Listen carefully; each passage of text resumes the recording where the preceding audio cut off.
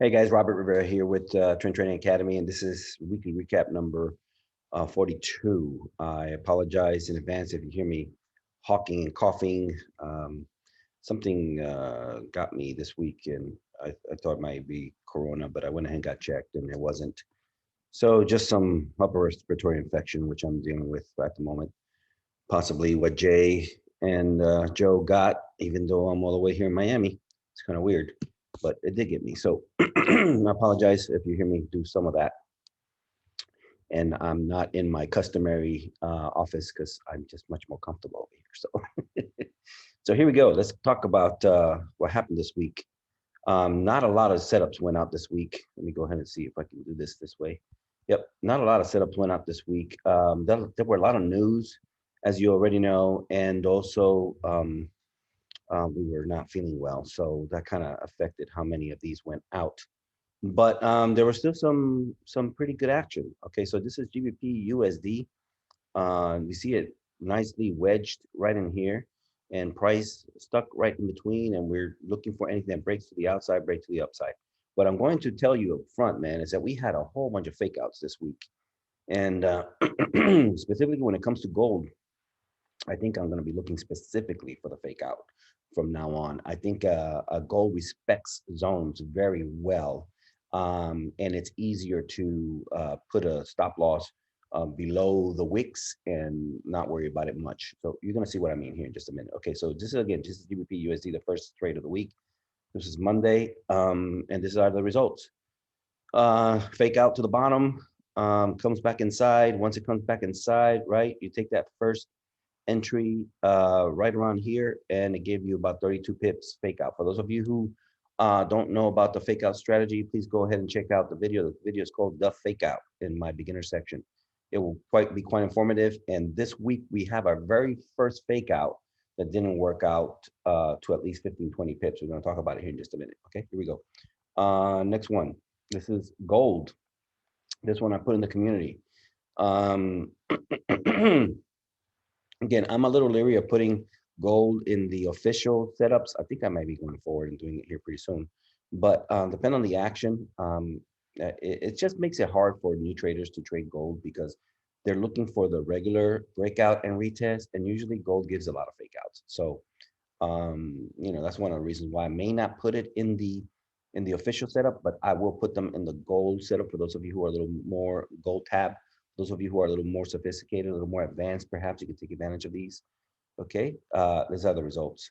So sure enough, it went up like it was going to break out, didn't break out, faked out, came back inside. Here's your signal candle, right? Your stop loss goes right above that wick right there, and you take a win at 140 pips. Here you have the stochastic RSI confirming your your fake out. Kind of helps you with the fake out. That's kind of part of what I use in the strategy. If you want to be really, really safe, you can always look at the stochastic RSI as confirmation of the fake out. But you don't need the stochastic RSI for it to be a fake out or for you to take advantage of it. And again, according to the fake out strategy, you take profit at the next zone. In this case, it just kept running, kept running, kept running. So for 140 pips. All right, going to the next one. This was Euro USD. Why did I send out Euro USD? Well, I sent out Euro USD because it was a nice consolidation. You can see how clearly and clean this is. Nice consolidation. You have a trend line that's nice and clean. You have 50 moving averages right above. And the USD had already broken out. GBP USD had broken out already. It was extended. I did mark it up, but I didn't feel that it was a good, safe trade to send to you guys. And I had not sent one since the beginning of the week officially. So I went ahead and sent this one. These are the results. You got a fake out to the top. This is the first fake out that we have. And again, this is not a GBP pair. That's interesting to note, by the way. It's not a GBP pair. So as far as as far as the GBP pairs are concerned, we still haven't lost a fake out. And you can't really, can you call this a loss? I don't know.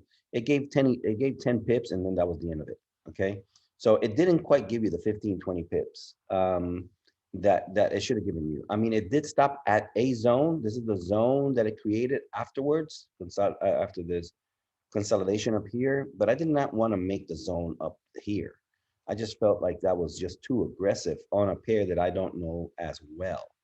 So I went ahead and did it the regular way. And sure enough, it came back to minor support. You could call this a pullback if you want to call it, and then the breakout. Okay. That breakout gave about 20 pips. And this is not the picture I wanted because this actually had a retest. This actually had a retest also and paid out on the retest, but I don't have it here. I think the retest was like 15 pips or something like that. I'm not quite sure. Maybe it comes up here later. Maybe I got it wrong. Is this the same one? Oh yeah, this is the same one. Okay, so I should have not put this one here. Let me go ahead and remove this one. Okay, here are the results. There it is. Okay, so you got the fake out, you got the bounce from down here, the minor support that was created. You could call this perhaps the pullback to go back up. It broke out for 20 pips and then it retested for 15 pips. Although for those of you who took it, but that was a rough week for the retest trader. I mean, this is like the only retest that I remember seeing. Perhaps it was another retest on gold, but that was pretty much it. And then you have here gold as the last setup that I put also in the community, and a little noisy to the top, a little much cleaner to the bottom. But in the end, you got price stuck in here, okay? And this is really what we were focusing on, how price was reacting to the zones. And this is what we got. More fake outs. We got a fake out to the top. Okay, that one came all the way to the bottom as expected, like it usually does. Then the fake out of the bottom, it went all the way to the top, like it usually does, and then finally broke out and retested for 28 pips. On this fake out, you got 58 pips down here with a very little drawdown. This is the signal candle right here. Again, remember guys, it fakes out to the top. The next 30-minute candle comes back inside. That's my entry. Okay, so there's a 5 pip drawdown right there. It keeps going down. Okay, then it goes to the top. So then this fakes out over here. This is your signal candle, right? It goes back inside the zone. You get about 10 pip drawdown down here, and then it goes for 114 pips. So obviously it's nothing to sneeze at. The breakout here gave 65 pips. The retest gave 28 pips. But with these two already having played out, I went ahead and did not count the 65 pips and the 28 pips. All in all, what we ended up with was 379 pips. That counts for 6 trades at 63 pips per trade. Of the 6 trades that went out, 4 of them were fake outs. I mean, 4 trades paid out as fake outs. One paid out as a retest, and one paid out as a breakout. And that's pretty much it. So when it comes to gold, be aware that gold respects the zones a lot. Again, it respected it here. It respected it here. It respected it here even when it broke out because it came back and retested it. Okay. So hence the importance of drawing your zones correctly. If you can draw your zones right, then you can catch these moves with great frequency and you can have confidence in taking it with either way, whether it's a breakout or whether it's a retest. In this case, for example, this fake out little move here, that fake out little move there still paid out. I'm not sure how many pips that was, but about 20 or so pips. But it would have been a better move just to wait to see its reaction at the zone, whether for it to break out like it did here and then catch a retest, or watch it fake out and then take it in the opposite direction. Okay, let's go to the weekly review. All right, let's start with the weekly review with GBP Canada. GBP Canada is still in the process of doing exactly what we marked out a couple weeks ago. It came back down, bounced, and it came and retested, trying to go further below the 50-moving average, but it didn't. It went and closed right above. You can see it. Let me see if I can open this up a little better. I'm on the laptop, so I don't have as many. I don't have as much mobility. Um, so here it seems like it's going to start doing exactly what we marked out. Try to climb up and then come down and go back up. I'm anticipating based on what I'm seeing here, this little action right here, stochastic already is on the bottom, that is going to continue to create that pattern. Okay, it's going to go up, okay, and then come down and then go like that. Okay, that's what I see for Canada. So I'm thinking Canada is going to be bullish this week. We'll see. Then we got GN. GN went bullish all week long. We had these two markings from 2 weeks ago. The first marking proved correct, right? It came up and tested and rejected and came back to the trend line. That's that first marking. And now it did the opposite. And now it did the other marking. It broke above. Now what I expect it to do is to come back inside. So watch for retracement on GN beginning of the week. Watch for retracement to come back down to the zone and then a potential push to the top. That's a lot of pips, guys. If you can catch this bounce to the upside, that's a lot of pip to the next zone. Let me see, a bounce from the zone to the next zone is like 439 pips. That's a lot of pips. Okay. So be looking for that. Let me go ahead and take this off right here now because that already played out. All right. And now you have that looking right there for GN. That's what it looks like. Again, it's overextended already, but what it'll do, I think, again, is it'll come back down, test from here, and then go back up. All right. So I'm looking at a initially to begin the week, GN to come down a little bit, and then at the end of the week for it to go back up. We'll see. Or it could just simply come back down completely all week long, and then the next week it goes back up. All right. Let's go to gold. I'm kind of excited about gold, guys. Gold has been acting the way it's supposed to act. I like it. Okay. Now, these are previous markings, and this is the area that I marked here. There was a minor zone in between the zones where price had acted out, and we were watching to see how it reacted going forward. And so here it had closed below, but then it closed above. That was last week, and then this is this week that we just closed. It went below, but it closed back above. It closed back above. So this little minor zone here continues to be important. So what I'm going to say about that, let me see if I can grab it and make it a little longer. What I'm going to say about that is that this is what we need to be looking at as far as gold is concerned.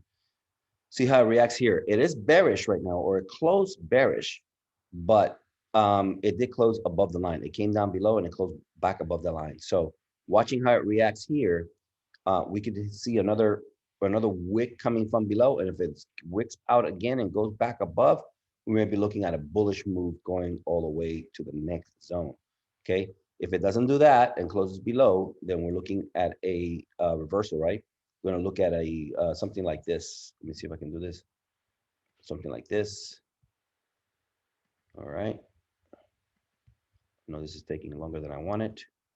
I don't usually take this long on my weekly reviews, something like that, or a bounce from here the opposite direction, right? And some might say, well, you're not really giving us direction. That's right. We don't give direction. We don't know which direction it's going to go. We just watch what it does and we act accordingly, right? So, but this is the area of interest. Okay, that's where its price is right now. Watch for price to either close below. This is the weekly, so But if we go to the daily, let's go to daily. Oops, not the 4 hour, the daily. There we go. On the daily, we see that it closed back inside, but not really. I mean, this is just consolidation, guys. This is just consolidation. It's just consolidating here. Okay, it's trying to make up its mind which way it's going to go. All right. So looking back at the weekly, this is what we're looking at. I'm going to leave those markings there so we can see it next week, see what happened. Okay. And then finally, this is GBP USD.